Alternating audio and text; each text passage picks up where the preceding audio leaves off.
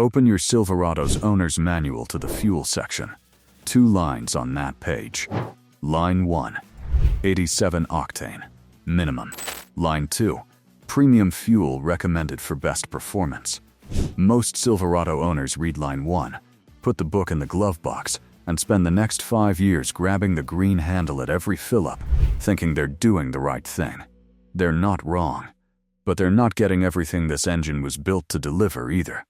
We ran 87, 91, and 93 through the same 5.3L Silverado. Same truck, same route, same 7,400-pound trailer, same 94-degree afternoon. Not a dyno, not a lab. Real conditions, the way most of you actually drive.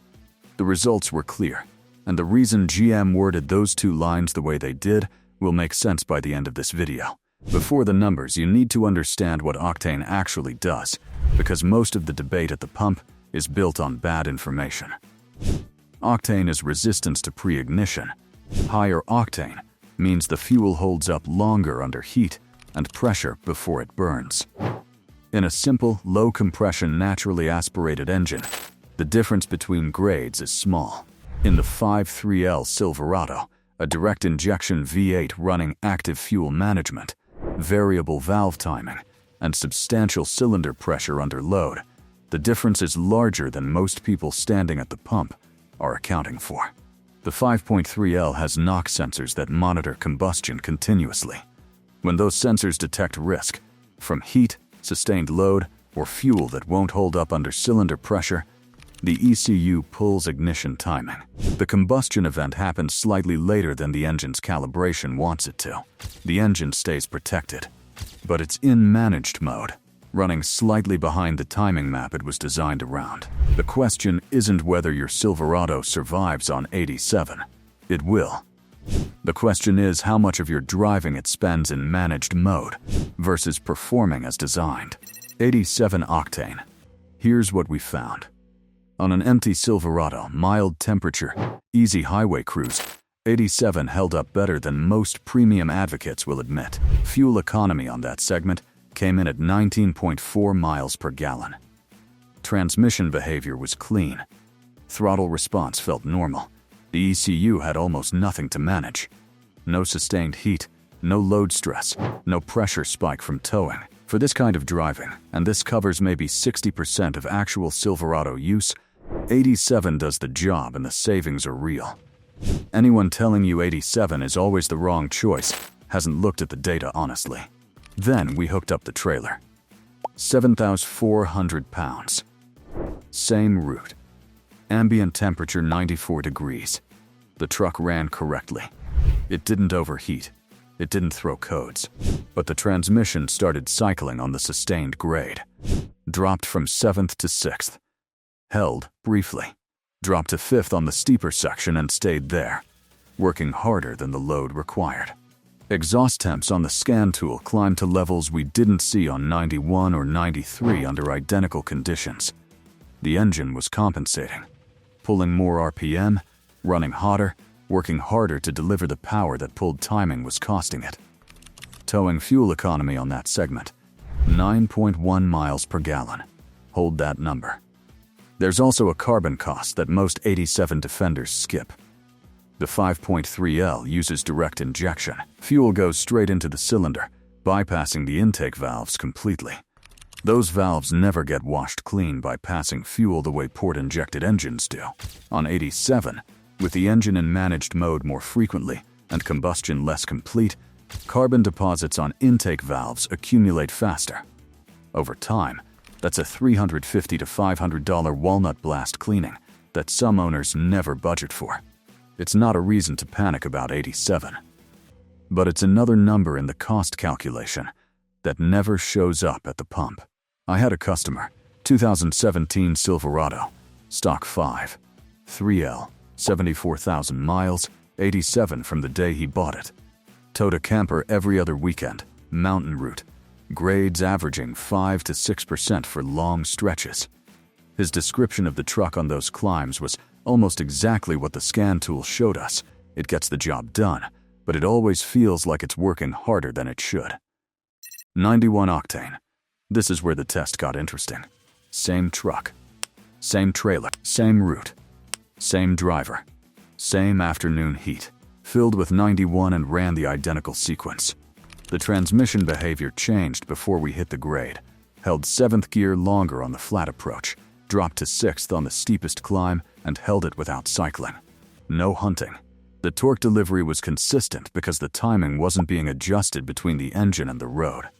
You press the pedal. The truck responds, not after a half-second recalculation, while the ECU figures out what it's working with. Immediately. Exhaust temps on the same grade, lower than 87 measurably. The engine wasn't running hard to cover what timing reduction cost it. Towing fuel economy on that same segment, 9.8 miles per gallon. That is 0.7 miles per gallon better than 87 under identical towing conditions. On a 26-gallon tank towing regularly through a full season, that gap closes more of the price difference between 87 and 91 than most people expect when they're doing quick math at the pump. Empty highway economy on 91, 19.1 miles per gallon, essentially identical to 87. Here's what that tells you. The economy advantage of 87 only exists under light load. Under towing conditions, the economy gap between 87 and 91 nearly disappears while the performance gap widens significantly. The customer with the mountain camper switched to 91, called back after 2 weekends. Said the truck held its gear on the grades. Didn't drop 2 gears into 5th on the long climbs the way it used to. He asked if I'd changed something in the tune. Nothing was changed. That was the engine running the timing map it was calibrated around when it finally had fuel that gave it permission to. A fleet manager I know runs 11 Silverados for a construction operation. All 5.3L. All working trucks, not commuters. He switched the fleet from 87 to 91 18 months ago, after losing 2 engines in 3 years on trucks that had run 87 their entire service life. Both engines failed with significant bearing wear and carbon-related issues at mileage that should have had years left. Since the fleet switched to 91, fuel costs are up modestly. Engine-related service calls are down. His math worked. For most Silverado owners, anyone who tows more than occasionally, lives in a warm state, drives at altitude, or simply wants the 5.3L running the calibration it was designed around, 91 is the answer. The ECU stops compensating. The engine starts performing. 93 Octane, who actually needs it. 93 was better than 91. Not dramatically. The gap between 87 and 91 is larger than the gap between 91 and 93 in this engine. The 5.3L is not a high-compression performance engine starving for every octane point available. 91 fills most of its margin. 93 fills the rest. Empty highway economy, 19.3 miles per gallon. Same as 87 and 91 in light conditions. Octane grade does not meaningfully change fuel economy when the engine has nothing to manage. Under towing on the same grade, 10.1 miles per gallon. The knock sensors were quiet throughout the pull. The engine ran its most aggressive timing map with full confidence. Exhaust temps were the lowest of the 3 grades. The pull was the most stable. Where 93 earns its cost is a specific profile. Heavy towing in sustained heat. Consistently. A contractor pulling a loaded flatbed through July in Texas. A ranch truck working mountain grades with equipment on the back. A Silverado that spends summer at the ceiling of its operating range regularly. In those conditions, 93 gives you reserve, not additional power you feel on a morning commute. Cost premium over 87, roughly 25 to 30 cents per gallon in most markets. For 15,000 miles annually, approximately $180 to $200 more per year. Under heavy regular towing, the efficiency return under load recovers a meaningful portion of that. The clear winner. 87 wins if your truck is mostly empty, your climate is mild, and towing is light and infrequent.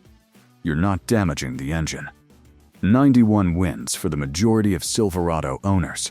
Anyone towing more than a handful of times per year, living in a warm climate, driving at altitude, or wanting the engine running the calibration it was engineered around. 93 wins for the consistent heavy tower, the hot climate worker, The truck that earns its living at the edge of its operating range. The clear winner for most owners. 91. Octane. If this answered the fuel question the way it should have been answered in the manual, subscribe. Next video. 5 things GM banned from your Silverado that the aftermarket built better, and why the dealer doesn't want you installing any of them.